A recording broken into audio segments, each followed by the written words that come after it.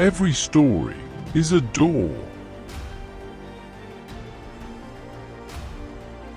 You came here because there's a door calling your name. The orb sees everything. It knows what you need. It has chosen. I only retell.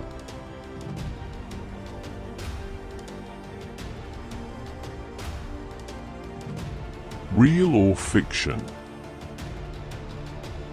I won't say. You only need to find meaning for yourself. Listen. The orb glows tonight with a story that transcends time itself. It whispers to me of a soul caught between two worlds. Before I share what the orb reveals, let me ask you something. Have you ever looked into a child's eyes and felt they have seen things far older than their years?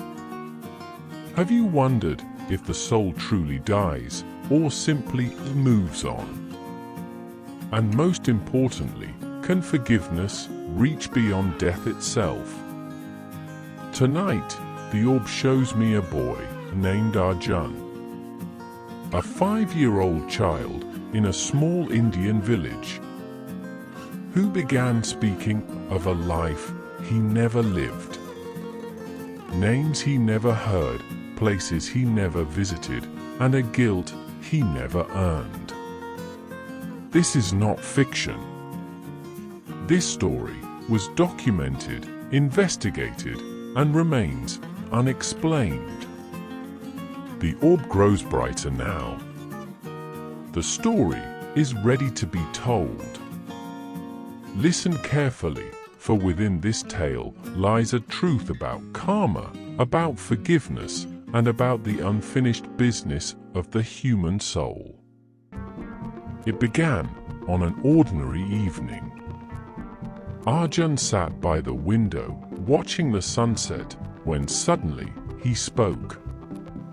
"Mother, I want to go home." His mother smiled. "But you are home, oh my child."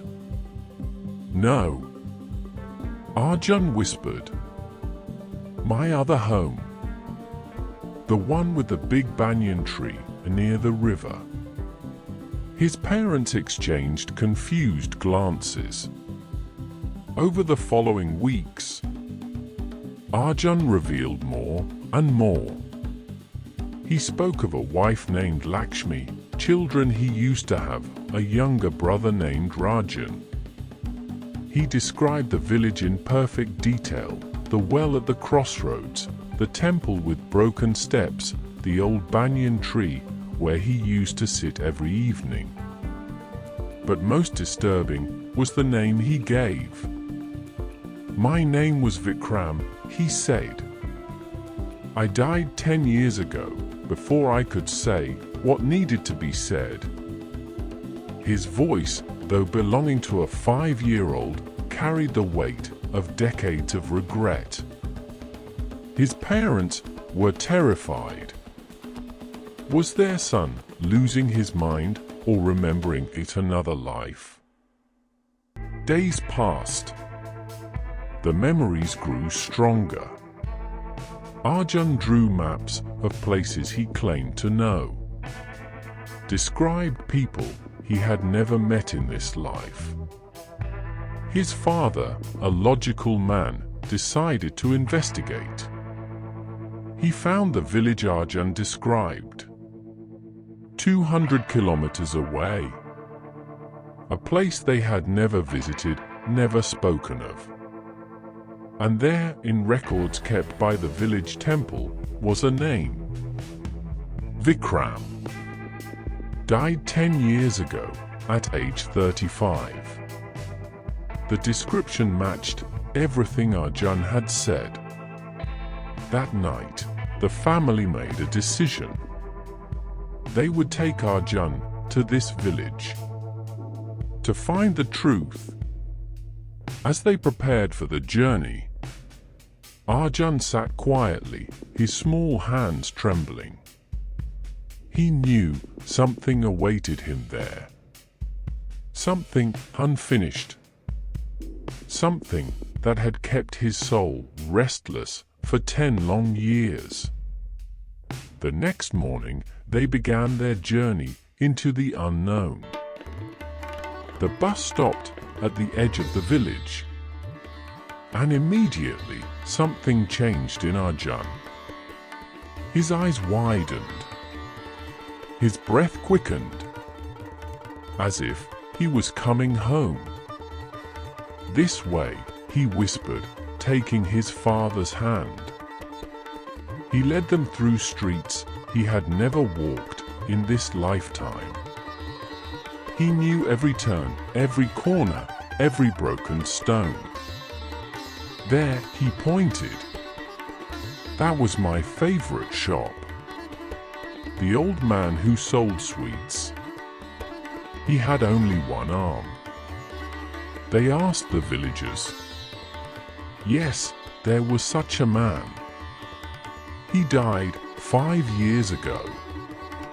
Arjun continued walking until they reached the banyan tree.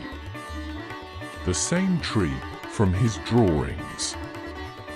Every branch exactly as he had drawn it. And there across the road stood a house. Arjun stopped. His small body began to shake. "That is where I lived," he whispered. "That is where I died." The family inside had no idea their past was about to knock on their door. The door opened and an elderly woman appeared. She looked at the strangers, then at the small boy, and froze. "Those eyes," she whispered. "I know those eyes." Arjun stepped forward. "Hello, Lakshmi." The woman collapsed to her knees, weeping. "Vikram," she cried. "My husband." Inside the house, Arjun recognized everything. The corner where he used to read. The kitchen where his wife cooked. The bed where he took his last breath. But Arjun was looking for someone else. "Where is Rajan?" he asked. "Where is my brother?" The room fell silent. "Rajan lives alone now," the widow said. "He never married. He never forgave himself." Arjun's eyes filled with pain that did not belong to a 5-year-old. "I need to see him," he said. "I need to tell him what I could not say before I died." The widow nodded, understanding something beyond explanation. She took them to find the brother who had waited 10 years for forgiveness he thought would never come. Rajan sat alone in his small hut. An old man, broken by guilt he had carried for a decade. When he was young, he and his brother Vikram had a terrible fight. Words were said that could never be taken back. Rajan had left and never returned. When he finally came back to make peace, Vikram was already gone. Dead without knowing his brother still loved him. For 10 years, Rajan lived with that weight. Then the door opened, and a small boy walked in with eyes he recognized instantly. "Brother," Arjun whispered, his voice trembling. Rajan stared, unable to speak, unable to breathe. "I am sorry," Arjun said, tears streaming down his small face. For everything I said that day. I never meant it. I loved you. I always loved you. The old man fell to his knees, sobbing. And in that moment, two souls, separated by death, were finally reunited.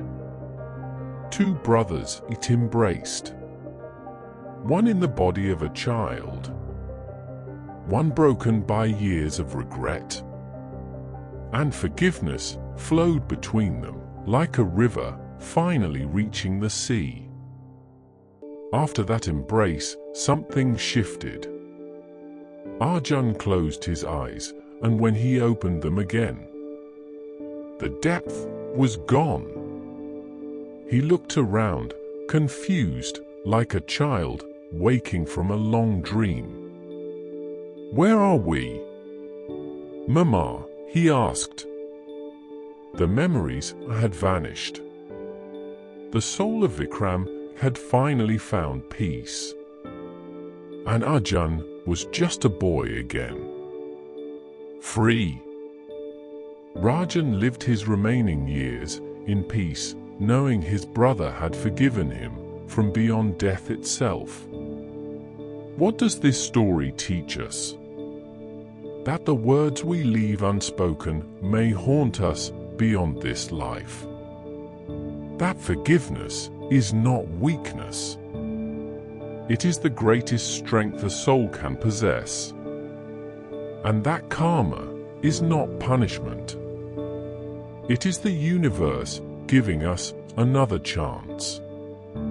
Do not wait to say I love you.